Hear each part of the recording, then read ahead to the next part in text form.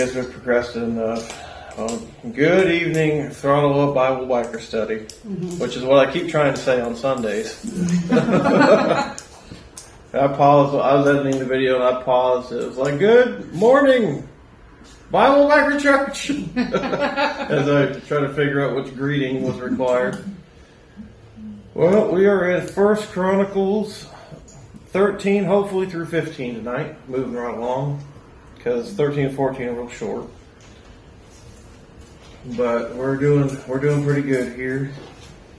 Remember, the Book of Chronicles.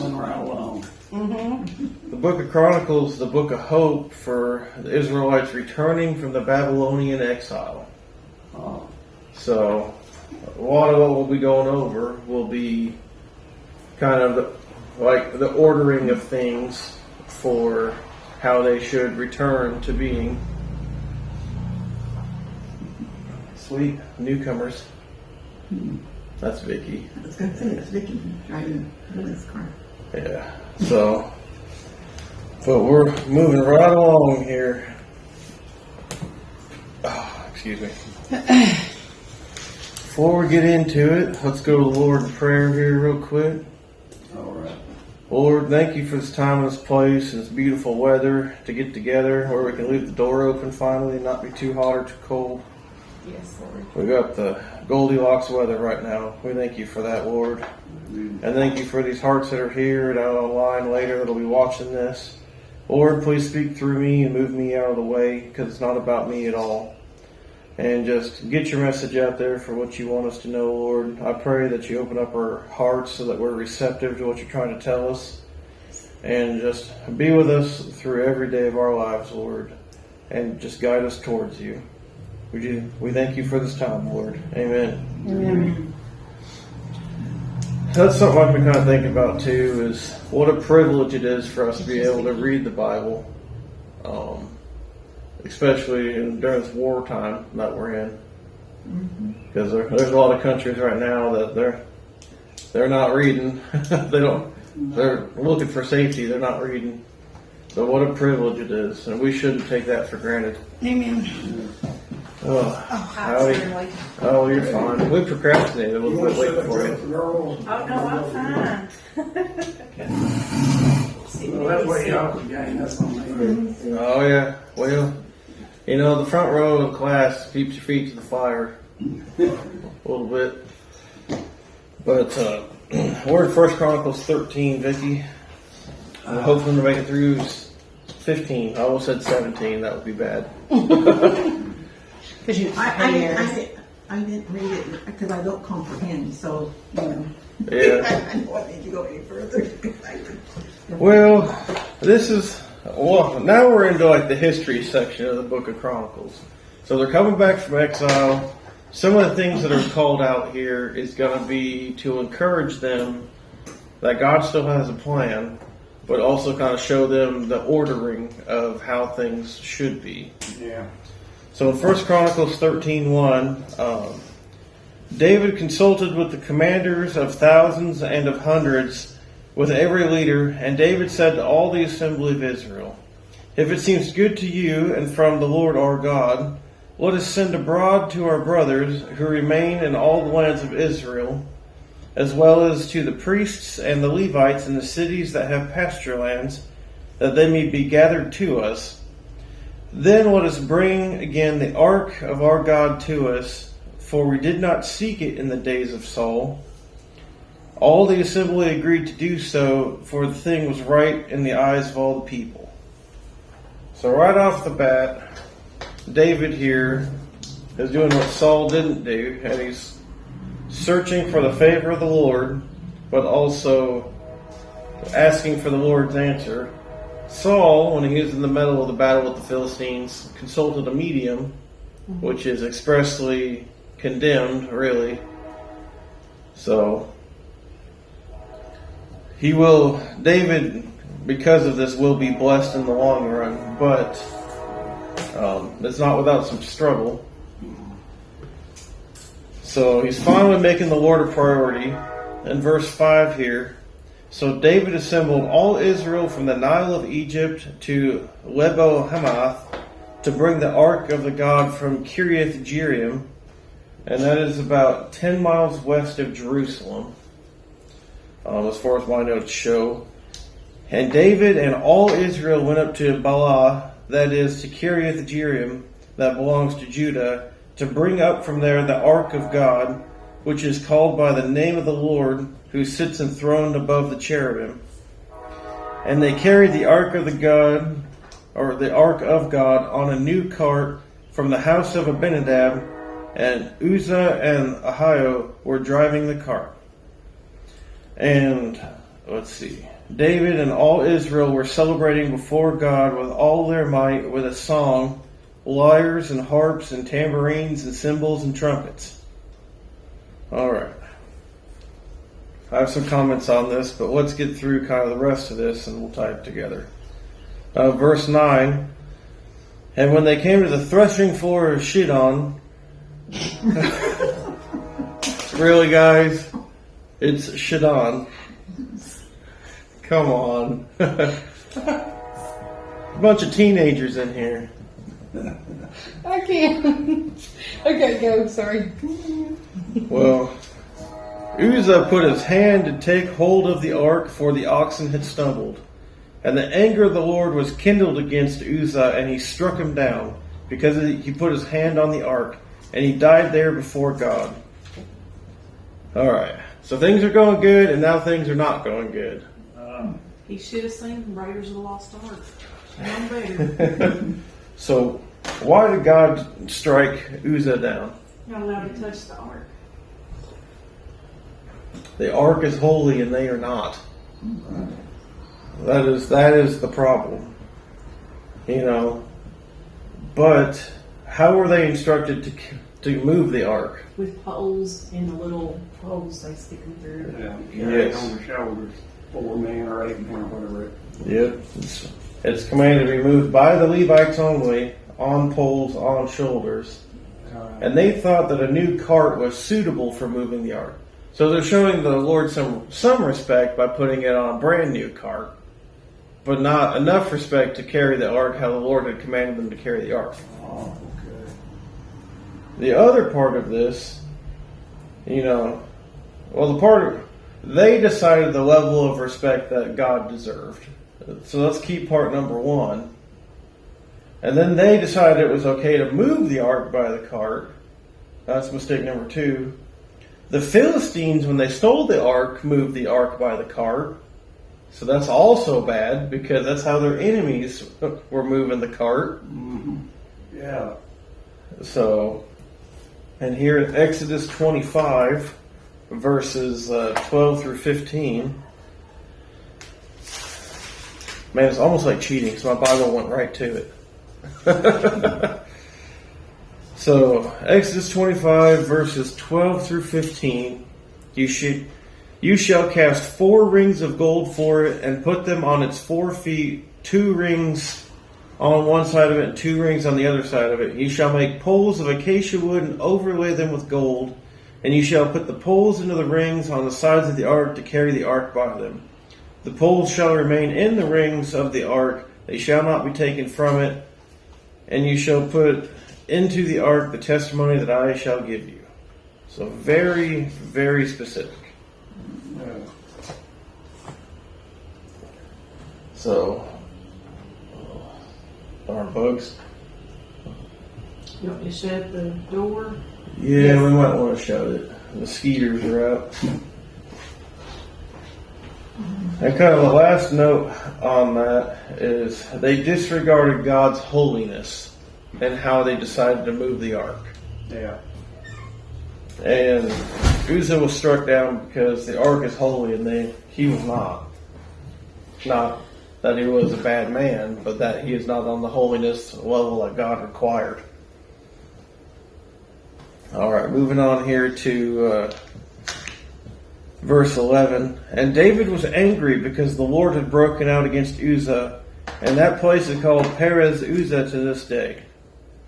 And David was afraid of God that day, and he said, how can I bring the ark of God home to me? So David did not take the ark home into the city of David, but took it aside to the house of Obed-Edom the Gittite. And the ark of God remained in the household of Obed-Edom in his house for 3 months. And the Lord blessed the household of Obed-Edom and all that he had. All right. So his first reaction was anger. Why do we think David was angry over? He didn't understand why God did what he did, so it, like a kid doesn't understand their punishment, basically. Do you think it's that, or you think he was mad about being inconvenienced and his plan being slowed down? Because he had this grand vision built up in his head of, oh, we're going to get the Ark of the Covenant home, it's going to be all good, everything's just going to work. I think probably a bit of both. And then next reaction is fear. Yeah. Because it was a reality check and a reminder of the holiness of God. That's kind of what I'm thinking on this one. And kind of to extrapolate onto this, there's things in our lives that we do that where we don't give God the respect he deserves. Because, how did they go from knowing to carry the ark on their shoulders with poles to being okay with carrying the ark in a cart? I really don't know. What was that kind of mental process there? What was their justification? Maybe this is also kind of punishment for them taking the easy way out. Carrying an ark on your shoulders for 10 miles is kind of rough. Yeah. So It was huge. maybe we're not called to try and find a shortcut for what God has commanded us to do. Just kind of some of my thoughts on this one. Whether we understand it or not, if we know it's a commandment, we should follow it. It just makes, Right. when you have kids and you don't want to even take the time to explain why, and that because I said so comes out. It is. Well, and Same principle. God's ways are higher than our ways. God's thoughts are higher than our thoughts. Yeah. And I think that's something about God that rubs people the wrong way too. Is God doesn't have to explain himself. He's God. No. Whether we understand what he's doing or not, he's still God.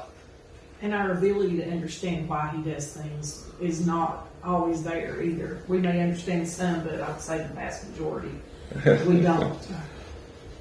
Yeah, there's this meme that they put in the Christian memes thing. It's from the Big Bang Theory, and they have Sheldon looking at something, and he's like, "Why? Why?" And he reads on a little bit longer. Oh, that's why. I feel like that's how our lives are. You're like, why? Why? Then we go through it, we come out the other side of the trial, and we're like, oh, that's why. Now, so Obed-Edom is a Levite, so he's the appropriate caretaker of the ark. And he was pretty much blessed just by being in the vicinity of God and caring for the ark properly. So kind of interesting there. You think he'd almost not want to let it go, And the Lord blessed the household of Obed-Edom and all that he had. No, it can stay here. I'm doing quite well with it here. Well, that's not how it works. Keep your hands off of it. Yeah. You'll be all right. Any questions on that one? On that chapter before we move into 14. This might be kind of a short night. All right, chapter 14, verse 1. And Hiram, king of Tyre, sent messengers to David and cedar trees and also masons and carpenters to build a house for him. And David knew that the Lord had established him as king over Israel and that his kingdom was highly exalted for the sake of his people Israel. All right, a couple things here.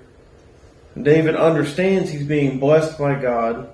And this is a separate kingdom sending these materials, masons and everything, to build him a house. Mm-hmm. Just kind of as, they might have some peace treaty in place, but it's also kind of like a show of favoritism.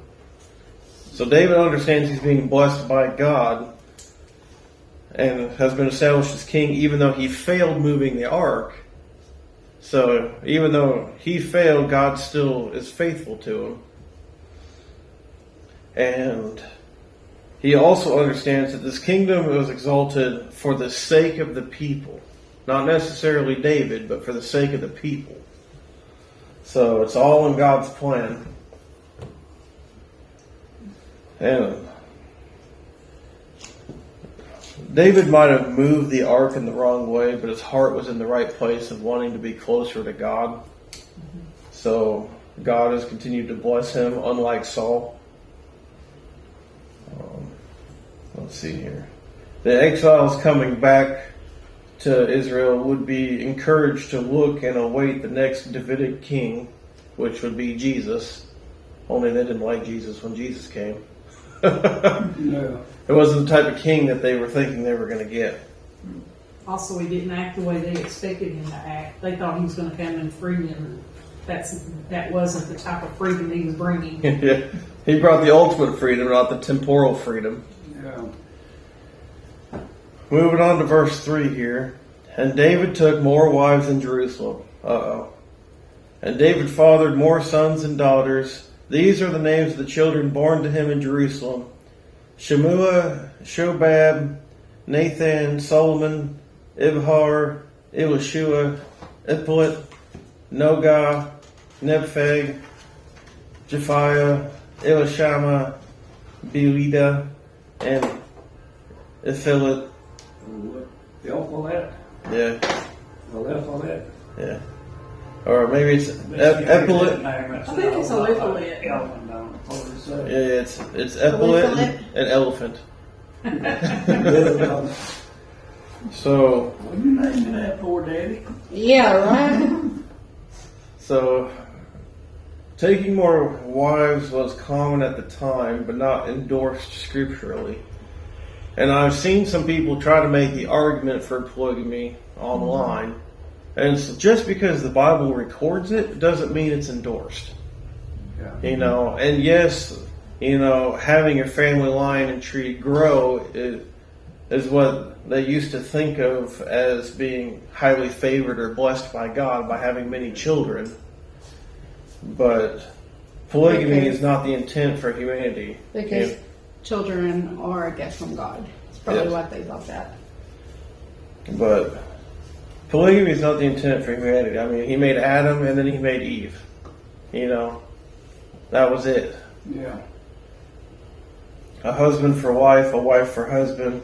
Because polygamy sows discord in the families, causes spiritual waywardness, like Solomon. Let's see here. I already kind of covered all those things. All right.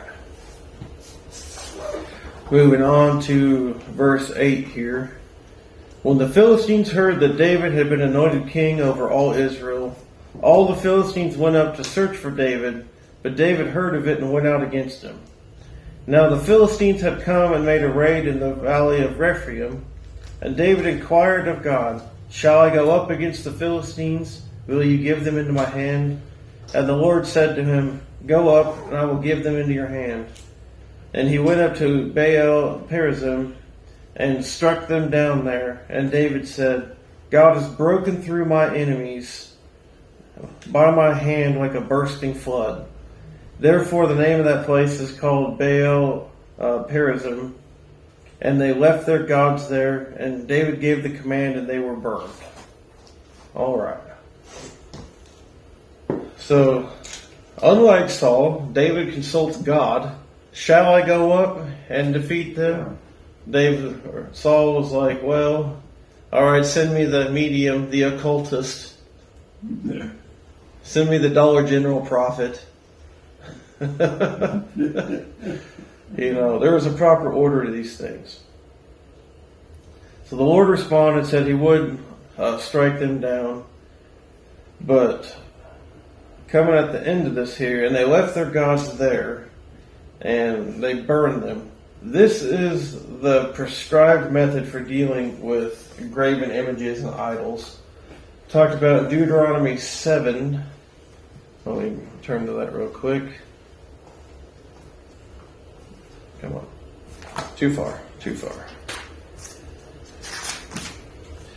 Deuteronomy 7. verse 5. Let's see here. Thus you shall deal with them, you shall break down their altars, dash into pieces their pillars, and chop down their Asherim, and burn their carven images with fire.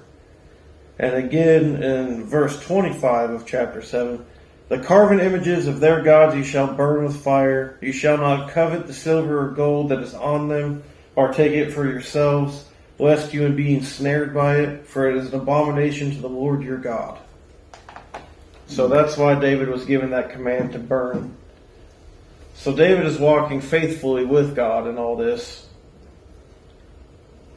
Verse 13 here is, and the Philistines yet again made a raid in the valley, and when David again inquired of God, God said to him, you shall not go up after them, go around and come against them opposite of the balsam trees.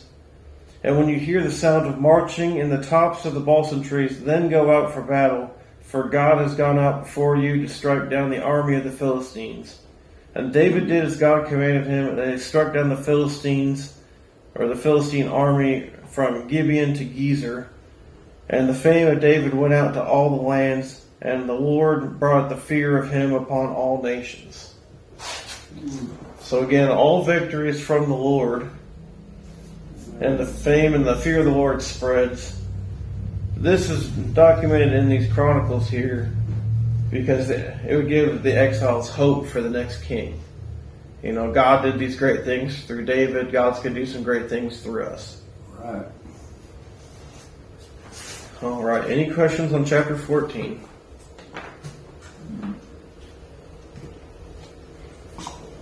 All right. Chapter 15 here. Let me turn to the next page. Chapter 15, verse 1. David built houses for himself in the city of David, and he prepared a place for the ark of God and pitched a tent for it. It's unclear that there was any reason why they would pitch a tent for the ark when they have a perfectly good tabernacle that they could have just moved. So it's unclear. Maybe going back, that's what started out. Yeah. Well, one of the notes I had on, let's see. The first tabernacle was a big tent. Right. Yeah. Well, I mean, yeah, they're both tents. We're going to get to this in a second, but I'm going to read it right now. The two high priests during David's reign was Zadok serves at the tabernacle in Gibeon, which is where the Ark of the Covenant, they were moving it from. And Abiathar serves in Jerusalem.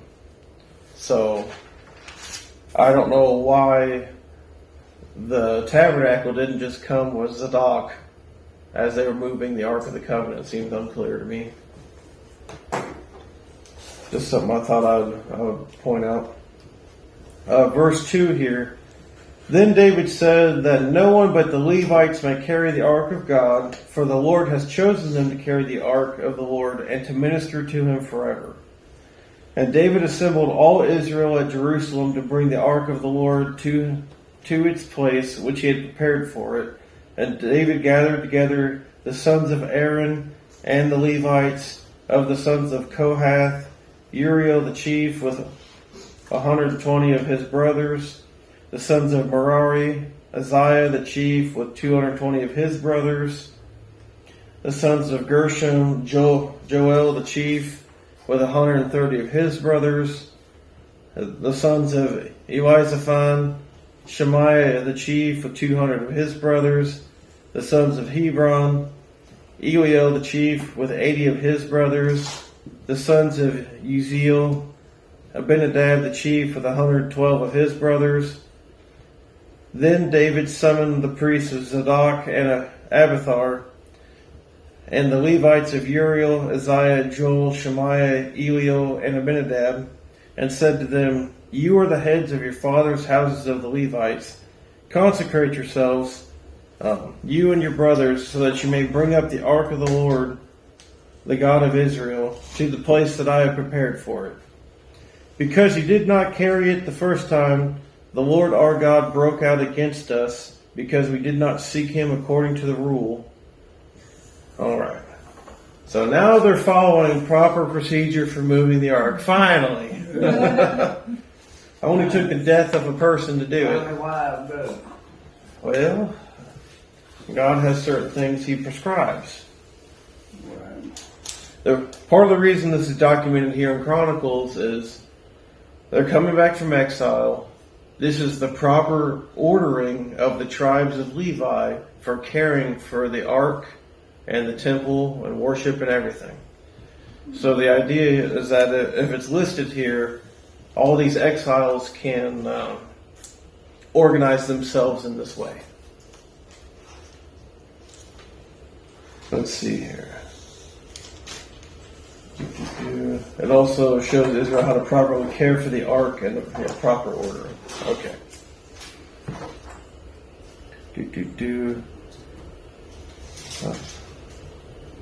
And the Levites carried the ark of God on their shoulders, is verse 15, with poles as Moses had commanded according to the word of the Lord. Verse 16 here. David also commanded the chiefs of the Levites to appoint their brothers as singers who shall play loudly on musical instruments, on harps and lyres and cymbals to raise sounds of joy. So the Levites appointed Herman, the son of Joel, and of his brothers Asaph, the son of Berechiah, and the sons of Merari, their brothers, Ethan, the son of Kishiah, and with them their brothers of the second order, Zechariah, Jaziel, Shemarath, Jehiel, Uni, Eliab, Benaiah, Maaseiah, Mattithiah, there we go, Eliphinu, and Mikanah. Hey, these are difficult names here. Obed-Edom, They're just funny. Jeiel, and Uzziah were to lead with the lyres, according to Sheminith. Shaniah, leader of the Levites of music, should direct the music, for he understood it. Berechiah and Elkanah were to be the gatekeepers for the ark. Shebaniah, Jehoshaphat, Nathaniel, Amasai, Zechariah, Benaiah, Eleazar. The priest should blow the trumpets before the ark of God. Obed-Edom and Jehiah were to be the gatekeepers for the ark. All right. So now we're seeing that worship through music is being added to how to worship God.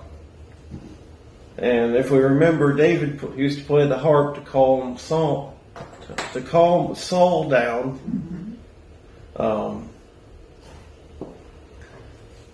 So this information is included to emphasize proper worship to the Lord following exile. Any questions on that part? Reading all these instruments, I cannot fathom how any of this would sound musical. Because like lyres, cymbals, trumpets, I'm not seeing a drum, a snare. I'm not seeing any sort of like rhythm instrument. So all I can imagine from this text is just noise. Well, God did say, make a joyful noise. Cymbals, yeah, gosh. God! I don't know. It's just kind of, I don't know, it's not music as far as like what my mind considers to be music. Right. But I'm sure it's just a cultural thing. Verse 25 here.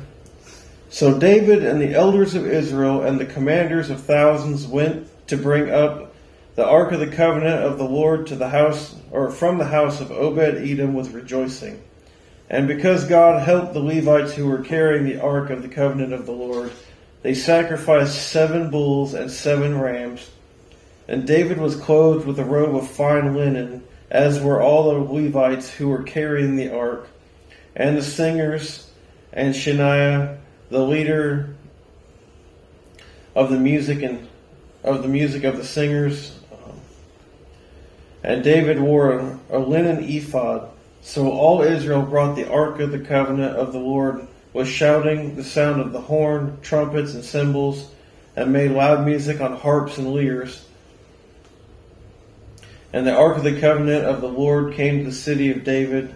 Michal, the daughter of Saul, looked out the window and saw King David dancing and celebrating, and she despised him in her heart. All right, couple things here. The linen was priestly garments, signifying cleanliness and holiness. What's interesting is that King David is also wearing the same thing as the priests, the Levites. Mm-hmm. Yeah. So I think it's kind of him trying to be holy and pure. Is kind of what I'm getting from that. And this last part here seems so different. Does not go with any of this. Michal, the daughter, or Michal, or however you want to pronounce it, the daughter of Saul, looked out the window and saw King David dancing and celebrating, and she despised him in her heart. So I had to look this one up because I was curious. It's 2 Samuel chapter 6.